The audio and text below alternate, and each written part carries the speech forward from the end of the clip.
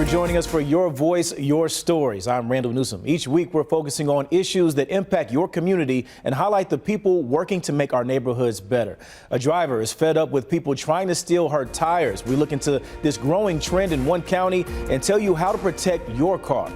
And you're going to want to pay close attention to where you park in Baltimore. A 24/7 crackdown is happening on vehicles in spots where they don't belong. And through 15-degree temperatures and downpours, one Parkville man has stood watch to make sure kids get to school safely. But first up tonight, everyday firefighters work to save lives. Now, one of them is asking for your help. Firefighting is in Stephen Dorsey's blood. Following in his father's and grandfather's footsteps, he's been with the Baltimore City Fire Department for 21 years. It's always been a lifelong dream. It's been a fantastic, amazing journey. But that journey was cut short when Stephen noticed he was experiencing some serious issues swallowing food in January. And on Valentine's Day, found out that I had a mass in my esophagus. So a few more testing, and they diagnosed it as stage 4 esophageal cancer. The diagnosis coming as a complete shock. Stephen telling me the range of emotions he's gone through since that day. You go through all those different stages of shock, disbelief, anger. Then you kind of accept it a little bit, but then you get mad and angry again, and yeah. But he soon learned he isn't standing alone in this fight. His firefighter family rallying behind him in more ways than one. It's quite emotional, to see all the love and support that they've been offering me and putting together the GoFundMe and fundraisers and all that. It's been incredible. He tells me his diagnosis pushed him to research the relationship between firefighters and cancer, and what he found was surprising. According to the Firefighter Cancer Support Network, firefighters have a 62% higher risk of getting esophageal cancer and a 39% increased risk of dying from it. There are tests that can be done that are pre-cancer tests. There are other fire departments that do that for their members. Baltimore City does not offer that to us at this time. So he advises other firefighters to be proactive. I would most definitely encourage my coworkers in Baltimore City and other firefighters in other places to talk to their doctor and go get tested. In Baltimore, Raven Payne, WMAR 2 News. This is a difficult crime to police. Thieves work quickly, typically overnight, and tires don't have unique markings that can be tracked, which may explain why there's been a surge in these thefts in the last few years. It's something most drivers don't expect. They leave their car looking like this, then the next morning they find this. I come around the corner, I'm like, and I knew something was wrong because the car was leaning. It was like it was sitting low. I was like, oh my God. And I could see the yellow crates, and they had took all 4 tires and rims. This happened to Vanessa Strand last summer. Fortunately, her insurance covered the damage. It came to like $5,900. State Farm covered it all. And that was with the wheels. They messed up a rotor, the front right rotor, so they had to fix that. She then installed wheel locks, thinking the thieves would move on to the next target. But just last month, they took the lugs and the wheel locks and left one wheel lock on. And they left the tires. Vanessa thinks it's because they couldn't get the full set or they were spotted. Maybe somebody came up and spooked them, so they just took off. Both incidents happened in Odenton, where we reported on an increase in tire thefts in 2023. Thieves had been targeting garages with broken gates. And since then, Anne Arundel County Police has seen a spike in reports. From 68 in 2022 to 179 in 2023, and nearly 300 incidents last year. Of those reports, 11% were in Odenton and more than 32% were in Linthicum Heights. This is a really tough one for detectives to solve. Mark Lemansky with the Anne Arundel County Police Department says this is on their radar. They've deployed patrol officers to areas with more reports, but it's hard to catch the culprits in the act. Our investigators haven't pinned down as one particular individual or a group in these commissions. We think that it's multiple groups acting, and we don't think it's just isolated to Anne Arundel County. Did you ever think you would have to go to these lengths to protect your tires? No. With a Honda Accord? No. Vanessa doesn't want to pay an additional $150 a month to park in her development's garage, so she's invested in a new device she believes will finally solve this problem. It looks like sort of like a claw, and it's steel. And what you do is you install it over the lugs. So you have a key and the actual wheel lock itself. So it's like triple protection. It's called the Rim Guard, and it cost Vanessa over $400. It's expensive for wheel locks, but after going through that and with the $6,000 claim, it's worth it. If you're not looking to spend as much, there are other things you can do. Park in well-lit areas with high foot traffic and surveillance cameras nearby. Park in a garage, or standard wheel locks cost between $20 and $50, and you can install them yourself, or some mechanics will do it for free. Mallory, WMAR 2 News. Park illegally overnight and you could get yourself a ticket or even towed.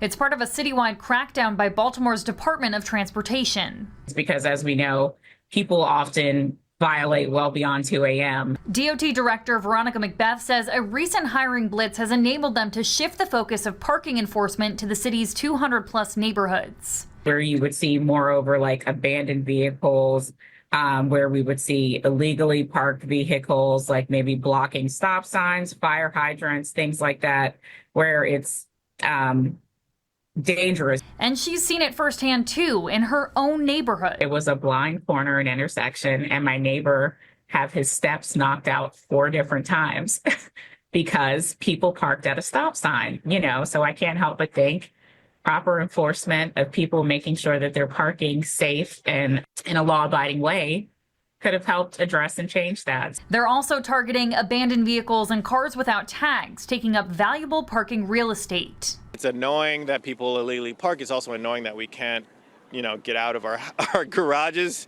It is what it is. Justin George, who lives in Patterson Park, says he supports the change as someone who's had to call 311 a lot, though he plans to keep leaving a neighborly note informing drivers they're parked incorrectly before calling it in. If people need the services, I'm glad that it's going to be there for them. We asked online how you felt about the changes, and reactions were mixed. Some agreeing it's needed, others feeling like it's just an excuse to make money.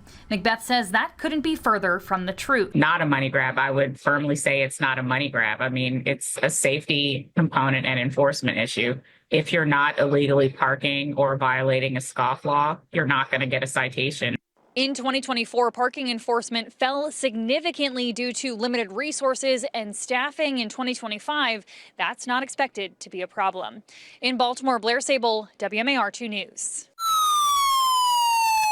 On Mondays and Thursdays, the Quick Response Team travels all around Baltimore County to visit with people who overdosed.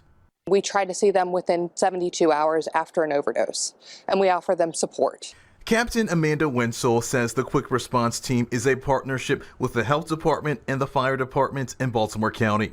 On each shift, there's one paramedic and one peer recovery specialist working side by side to make sure those in need can get help. We're able to offer connection to clinics, to inpatient rehab, to outpatient resources, and it's about getting them what they need where they are right now. Since the team was formed, they have helped more than 130 people. That's why the Baltimore County Council voted to release an additional $255,000 in state funds so they can go from operating 2 days a week to 5 days a week. As we see, overdoses occur regularly, daily, hourly, so we need the team to be able to respond to those events in a timely fashion. And for Roger Miller, being a part of the Quick Response Team is personal because he has been in recovery for nearly 10 years. It keeps me grateful, right? It keeps me from going back to what I once was, right? I can actually work with other people and develop a sense of community with them. For Miller, he believes if the Quick Response Team was around when he was struggling, he could have received help sooner. And if I would have had somebody show up at my door at the right time when I needed that help, I would have used that help. I would have been able to actually utilize that help. In Towson, Jonathan Hunter, WMAR 2 News. A beloved volunteer here at Parkville Middle School is back on his beat, helping to keep the students safe as they arrive to school. How you feeling? All right. Good. It's all yours. Have a good one.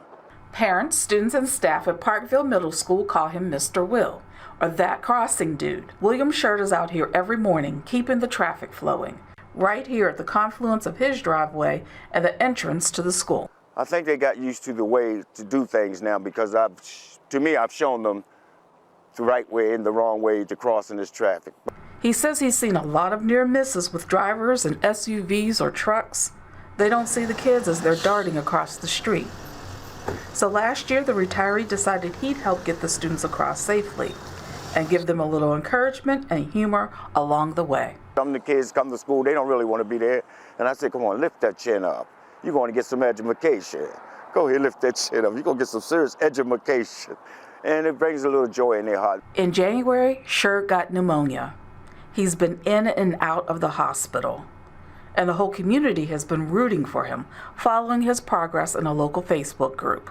When I was out sick, all I kept was thinking about how are the kids, how are the kids, how are they doing? This week came the post everyone had been waiting for.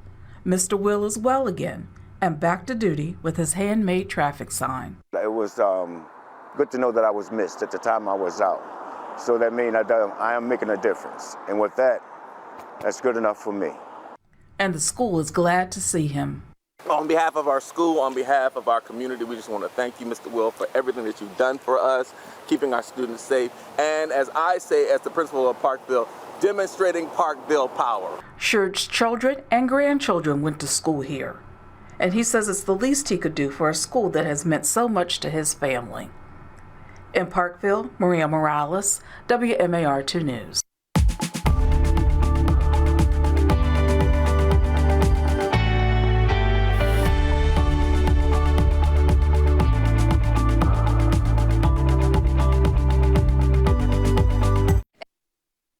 A nonprofit in Baltimore is finding creative ways to keep kids engaged in the classroom while teaching important lessons in African American history. Plus, he found unique history artifacts in Baltimore waters and wanted to open a museum to showcase his treasures, why those plans are now on hold.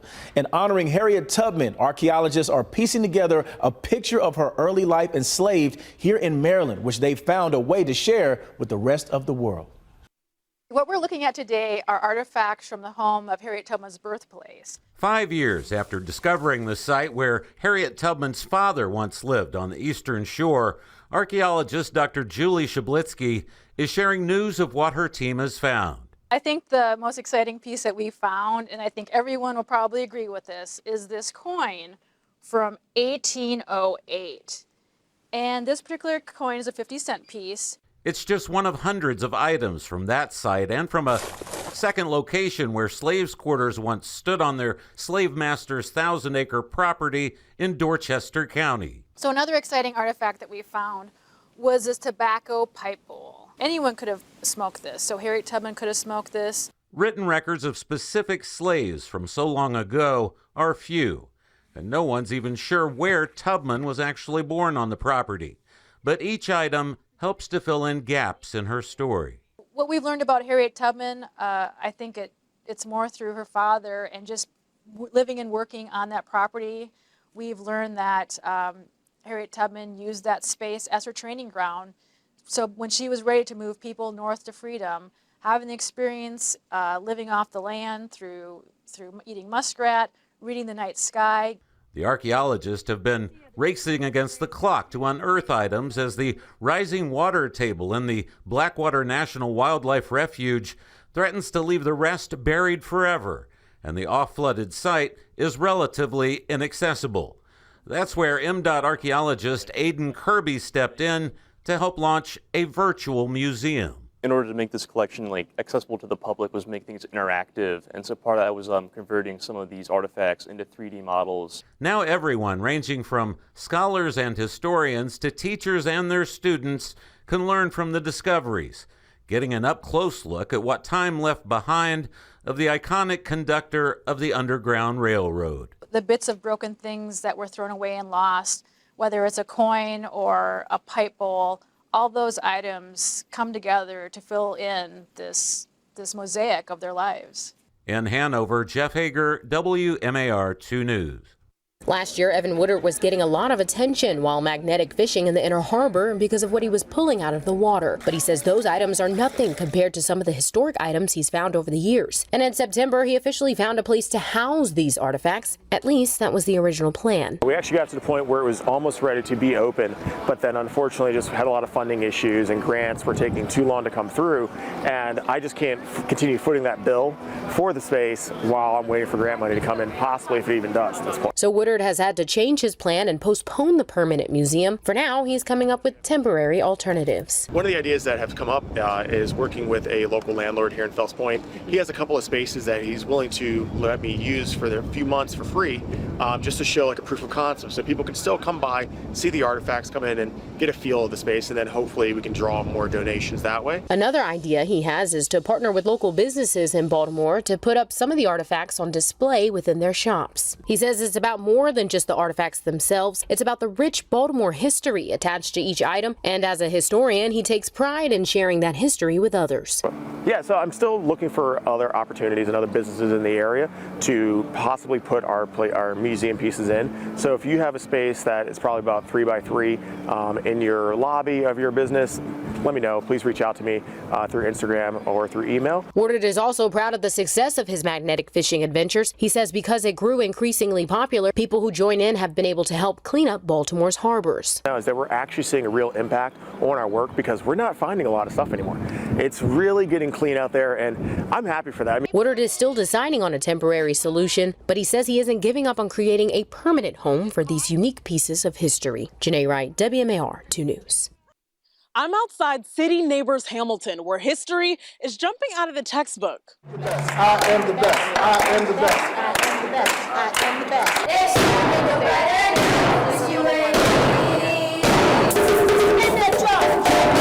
What you say? So welcome to Moving History. Whether it's drumming, dancing, cooking, or sewing, these classes are all tied to lessons in African American history. So there's a djembe class going on. The kids are talking about the Great Mali Empire and Kings Mansa Musa and Sundiata Keita. Bree Mason Campbell is the founder of Moving History. The nonprofit brings interactive programming into different schools. I hear and I forget, I see and I remember, I do and I understand. City Neighbors Hamilton is one of their 4 partner schools. I love that we can learn about Black history through different ways like drumming and dancing. This program has helped me push my limits. It has helped me memorize certain beats to the extent that I didn't know I could get to.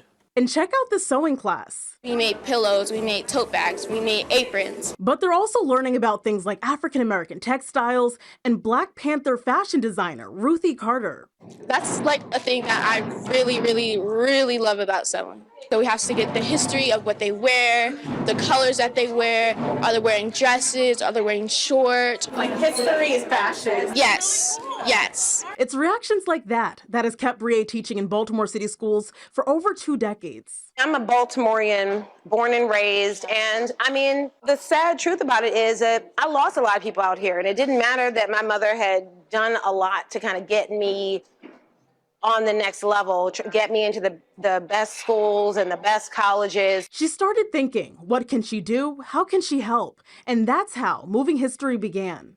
What we hope is that when people have knowledge of self, they value themselves, they value others. But in order to provide free programming for kids, it has to get paid for. And really, knowledge of self should be free. She's been able to grow the nonprofit with financial support from private grants and the Baltimore Children and Youth Fund. We offer technical assistance. We are working with community members to help them fill out applications. We are hiring youth into our programs to kind of, advise on what we're doing. Last year, Moving History was able to serve over 1,000 kids. And one of the numbers, we're doing African dance, and we've really digged into the history. From African dance to Baltimore Club. The fabric of our society. It's the sound of our city. It tells our story. Cara Burnett, WMAR 2 News. You know, Peppa Seafood has been around for quite some time, but shipping to all 50 states, well, that's only been happening for about 17 years. While it may not seem like much, it comes at a time when we're seeing small businesses and local businesses closing. We started with a couple boxes and a trailer in the alley. Pappas has been in business since 1972, with some restaurants in the surrounding area. However, their shipping portion has been going strong since 2008. We ship nationwide, all 50 states and Puerto Rico, and we have shipped to Miss Oprah. She put us out there on Instagram, so I can say that. Claire Fowler, shipping manager for Pappas, is one of its longest running employees. It's been incredible just watching Pappas grow over the years, especially being in shipping. We went from working in a trailer out behind the carryout to, taking over the building next to our location in Parkville, to now we've got this whole warehouse. Fowler has been there for 13 years. She even met her husband here. I've been here again for 13 years. I've met my husband here. I bring my kids in to work. So it's a very family-based atmosphere and it's fun. The 17 years didn't come without challenges. One obstacle, Karen Zimmermer, Pappas CFO, says the pandemic. They're slowly recovering from it. COVID really took us for a loop. But it ended up, after it was bad the first year, it ended up coming back twice as much as it had been, but it was a roller coaster. This celebration also comes at a time where many small businesses are closing up shop. I love the small businesses. I'd rather go, to a local restaurant than go to Outback any day. So it's tough. Mm-hmm. Standing strong, they're also grateful to loyal customers that keep them in business. Every day we think about what we have and how we can make it better and improve upon it, because we are very grateful that we are in the position we're in, and we know that might not last forever. So we're doing what we can at the moment. In Perry Hall, Sayra Williams, WMAR 2 News. And if you have stories you'd like us to cover, we want to hear from you. Email us at storyideas@wmar.com. And that's going to do it for us. Thank you so much for joining us. Be sure to tune in again next week for Your Voice, Your Stories. I'm Randall Newsom. Have a good night.